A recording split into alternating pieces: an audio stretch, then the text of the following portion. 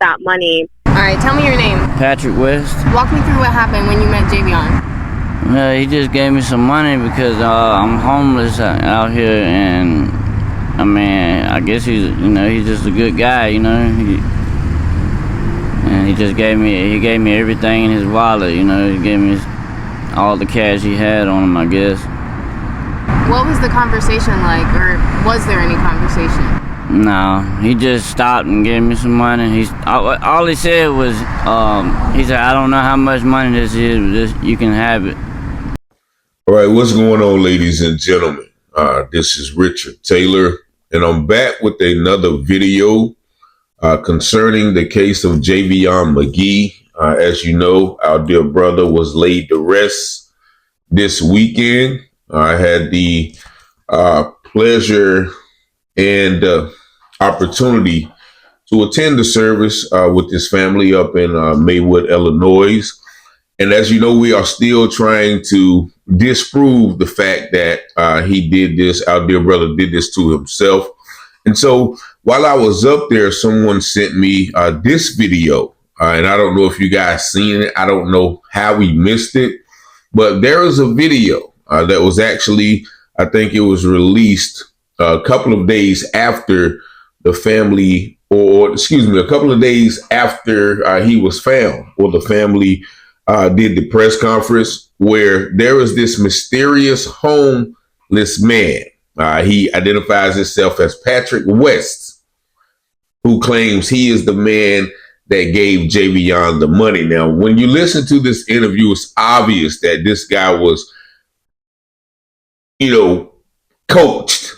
They probably grabbed this guy somewhere out of a homeless shelter and just told him what to say, because you can pretty much tell in his story and in his testimony that, he really doesn't have a clue about what's going on. So without further ado, I'm going to show this video. Make sure, once again, you like, share, and subscribe to the channel. Tell your friends about the situation, because people all over the nation, actually all over the world, are concerned about this situation. But nevertheless, we're going to get right into it soon as I play this short message. But stay tuned.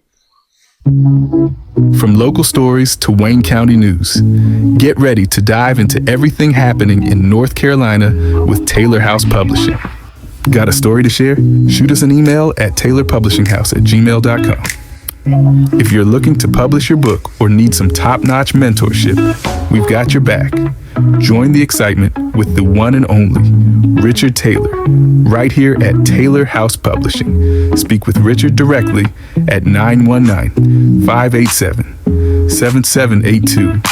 Don't forget to smash that like button, hit subscribe, and invite your family and friends to watch. From Wayne County to the Carolina coast, Taylor House brings the news you love most.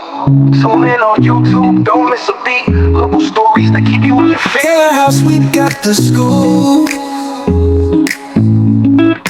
Taylor House Publishing. Now, as you know, the narrative is that Javion bought a rope from Walmart, right? So I'm going to show you a little bit of that clip of him walking out of Walmart with the rope. And notice how he holds the rope up at the end of this clip, almost to show somebody, like, is this the rope that you want? Watch this little clip real quick.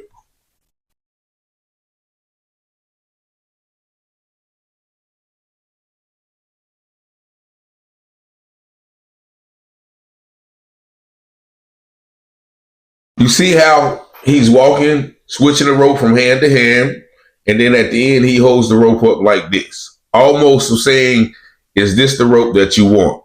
Now, also, I'm going to play him walking out of the Walmart parking lot to his truck. Now, no time in that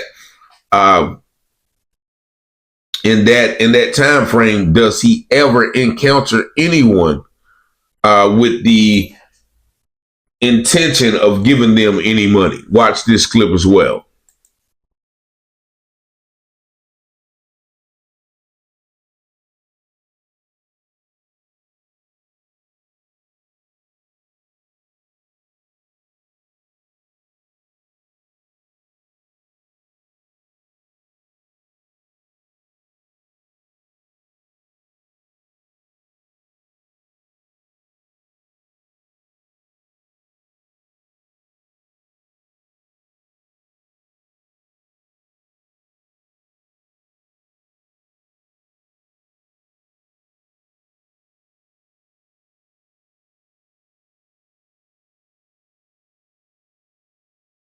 So that's him pretty much walking to the truck. At no time you see anyone in his presence. He gets in the truck, he drives off, and I guess it is after he drives off and reaches the intersection by Walmart that they are saying that he hopped out of the truck and randomly gave a homeless man some money. Now, also, look at his demeanor when he was walking out the store. Happy, not a care in the world, and he's on his pretty much first trip, his first delivery after getting his CDL. Nevertheless, WRAL had released this video, and what's most important about this video is they don't show the guy's face. Now, when have you ever saw someone in a situation of this magnitude with a witness where they really don't show the case? Now, he's not a witness to the crime. He's not a witness to anything,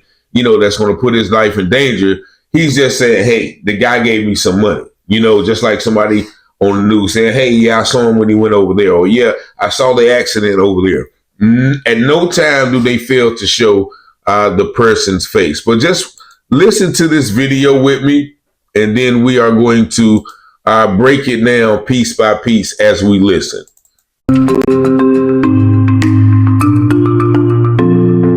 Welcome to the WRAL Daily Download. I'm Grace Holland. On Wednesday, we heard from the family of Javion Magee for the first time, a week after he was found dead with a rope around his neck in Vance County. The case has caught nationwide attention, and we continue to learn more about the investigation. WRAL's Destiny Patterson was there for that press conference and joins us by phone from Henderson. Destiny, thanks for being here. Thanks for having me. So, who was Javion Magee? So, that was a question that was asked to his parents. They describe him as a person who loves for people to be together, to work together. And he also was just kind of getting his footing in a new career. He had just gotten his commercial driver's license, and he was following in the footsteps of his father. His father said that he also was in trucking, and that Javion was able to watch him throughout his career in the industry. He was very competitive, and when he started driving trucks, I didn't force him to drive trucks. He came to me. He saw my struggle with the trucking industry and having a company, and how now everything is pretty much down, and he saw me go up and he saw me come down. And then I guess he took it upon himself to step up, because I said, we as black people, we don't have nobody we can put other people on to businesses. Like most companies, these big companies, it's generations that form these companies, but they start as one or maybe two people, and they grow. And so I didn't have nobody to push that on, and he was one of the first people that say, hey, Dad, I'm about to go drive, and I'm like, wow, well, what make you want to do that? He said, I just want to do it. I want to put in my work.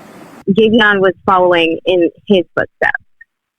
Right. And so, like you said, he was new to this industry, had been on a job. He lives in Illinois, but was coming, I think, from Pennsylvania, we've learned, down to North Carolina on this particular haul that he was on. So what do we know from the sheriff's office about the timeline of events leading? All right, so there you have Corey Magee, which I had the pleasure of meeting this weekend, telling about how his son got in the trucking industry, how he was excited, how this is something that he wanted to do, nothing that was forced on him. He wanted to follow in his father's footsteps, put in some work, and make his own money and start his own way of life. This does not sound like a man who's on his first load going to do something that they're saying he did. Leading up to when he was found dead last week. Right. So the sheriff's office released this pretty intricate timeline of events. It starts off with Magee picking up a load in Pennsylvania. He's coming from Pennsylvania. He goes through Maryland, goes through Virginia, and he's set to drop off this delivery in North Carolina, and he does in Henderson. There's a Walmart distribution center. So from there, after he drops off his load, police say, or deputies say, that he went over to Walmart and bought a rope. That surveillance video has since been released. We've been able to see him actually use self-checkout and buy that rope. From there, we've learned that in the parking lot, Javion Magee gives a homeless person more than $200. And he tells them, this is all that I have. If I had more, I would give it to you. The sheriff's office. All right, so you heard what she said that Javion supposedly had said to the guy, right? He said, this is all I have.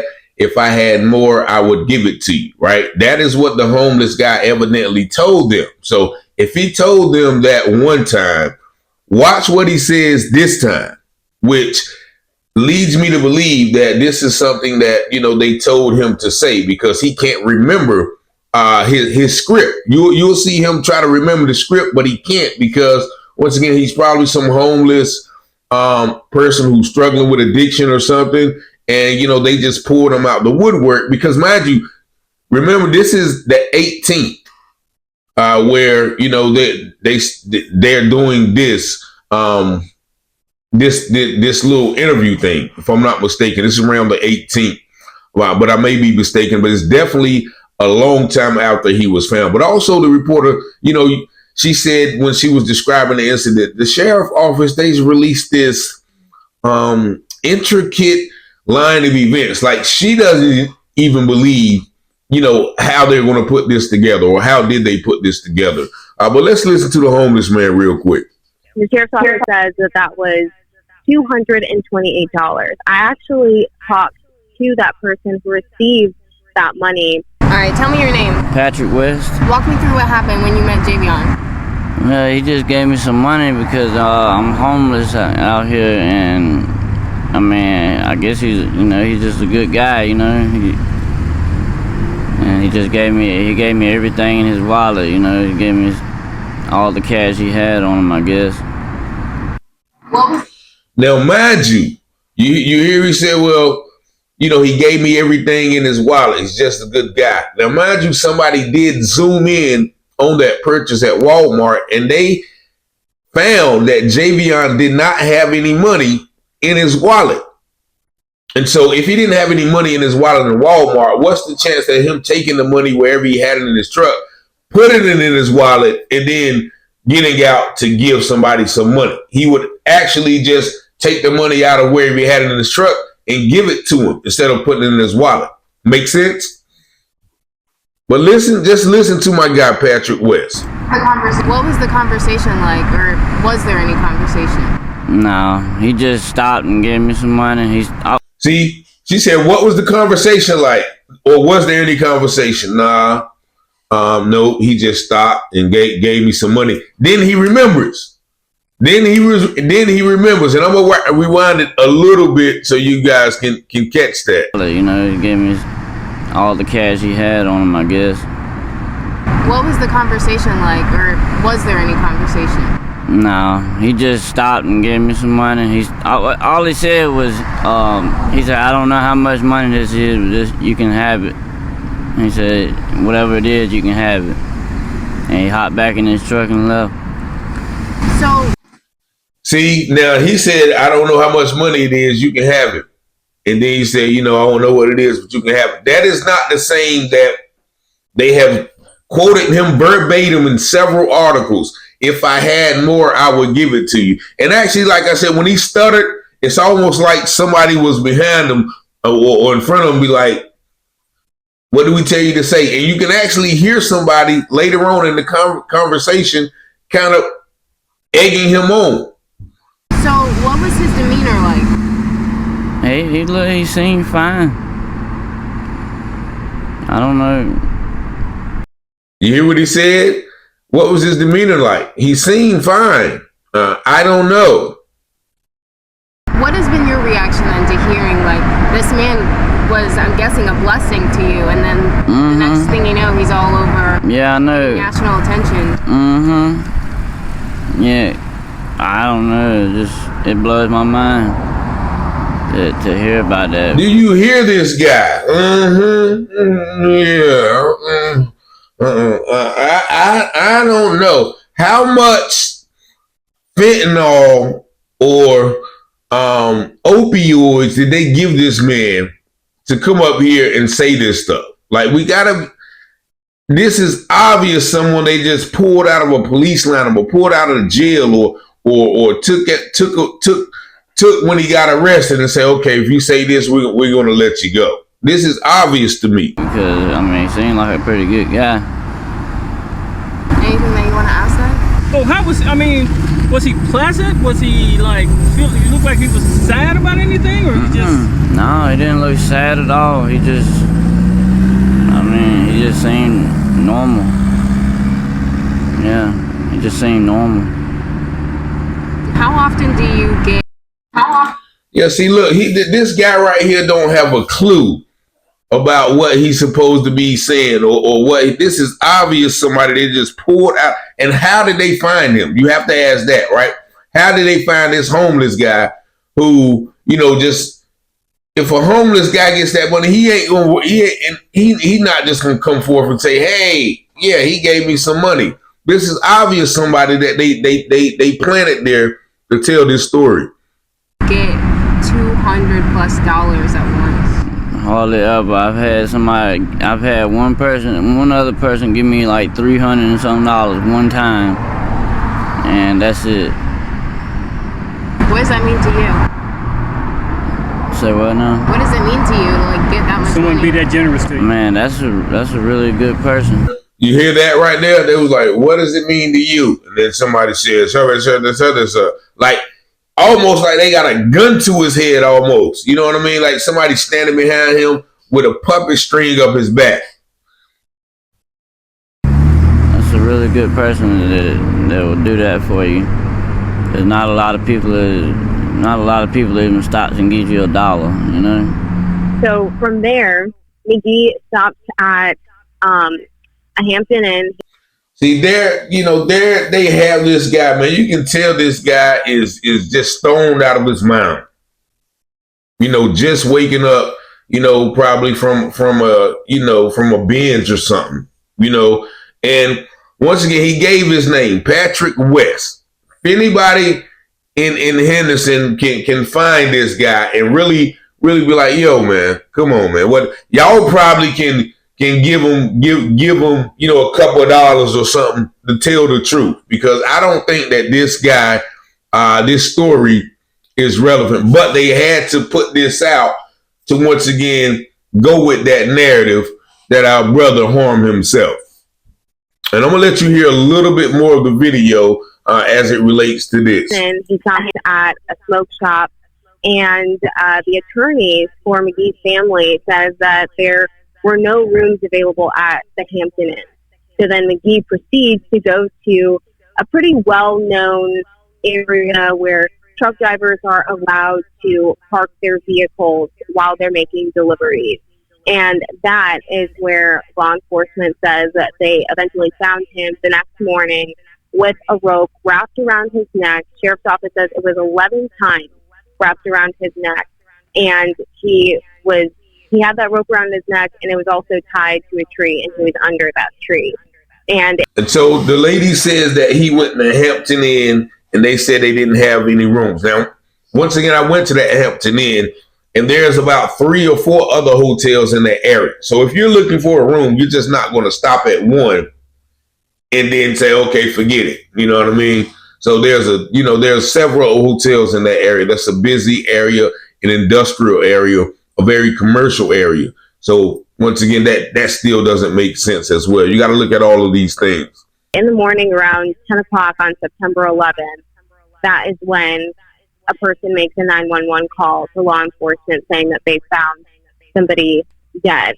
I had some guys out here mowing grass, and they got a man out here in a tree.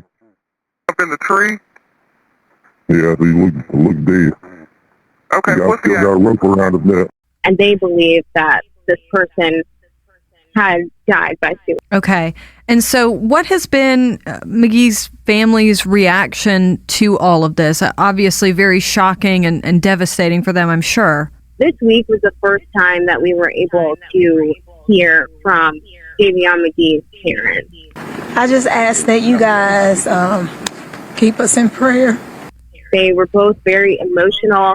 His father said more than his mother did, and she was just overcome with emotion. Throughout this investigation, we've been in contact with representatives for the families, and now we know the attorneys that are representing the family. And they've said all along that there were certain elements of Javion Magee's death that they felt were questionable. There were things that weren't adding up.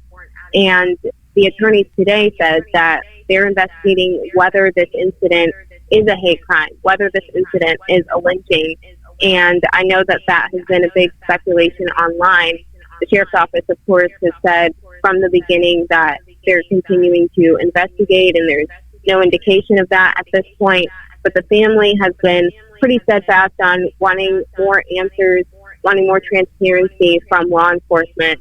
A couple of the things that they were concerned about, not being able to view the body, the sheriff's office says that that was due to their distance.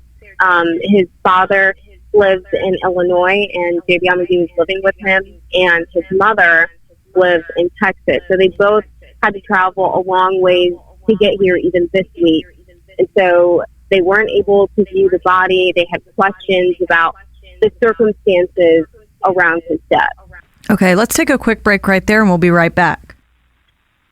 Destiny, before the break, you were talking to us about how the family is feeling in all of this. They have a lot of questions, want a lot of answers and accountability. What has been the response from social media on this case? Because you kind of alluded to it before the break as well. This has kind of taken off there as well. Honestly, social media is really what has started the conversation around Javion Magee's death. Very shortly after Javion Magee's body was found, a TikTok surfaced online and literally went viral to the point where people all over the country were talking about his death, and they were talking about Henderson, North Carolina, and Vance County.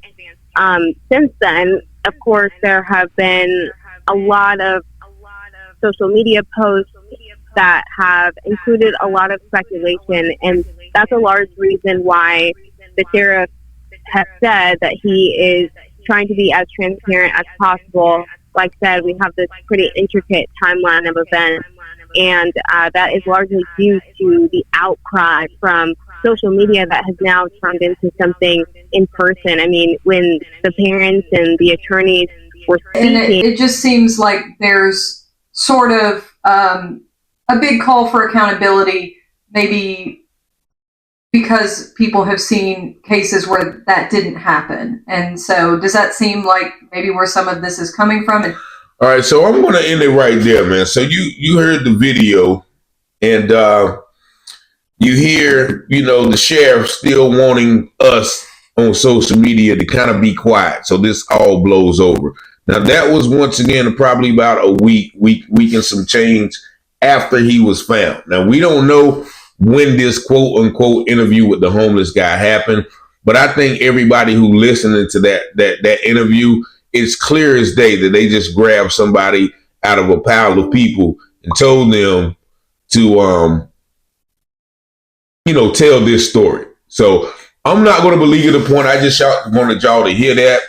Shout out to everybody who's been turning up the heat on various platforms. Shout out to you guys who watch the videos and interact, and just keep once again the heat on. So y'all let me know what's going on, what y'all think about this in the comments. Share this video as well. But I also want anybody who in Henderson, because I know all the homeless people who be around in my town. So anybody who's in Henderson have ever heard of a Patrick West, let us know so we can possibly find him and let him tell us the real story. Once again, 919-587-7782. Appreciate y'all for tuning in, man. And once again, much love to Javion Magee family and to his memory. Once again, this was a very beautiful service that they had for him, and I wish his family all the best recovery and healing. But most of all, we wish to hope to get them justice. Once again, Ephesians 5:11. Take no part in the works of darkness, rather expose them. 12, because it's a shame to even speak of the things that they do in secret, which we feel that something was done to our brother in secret. So now we are trying to bring that secret to life. 919-587-7782. Peace and blessings. Y'all have a blessed day. Right here at Taylor House Publishing. Speak with Richard directly at 919-587-7782. Don't forget to smash that like button, hit subscribe, and invite your family and friends to watch. From Wayne County to the Carolina coast, Taylor House brings the news you love most. Tune in on YouTube, don't miss a beat. Local stories that keep you in your feet. Taylor House, we got the scoop. Taylor House Publishing.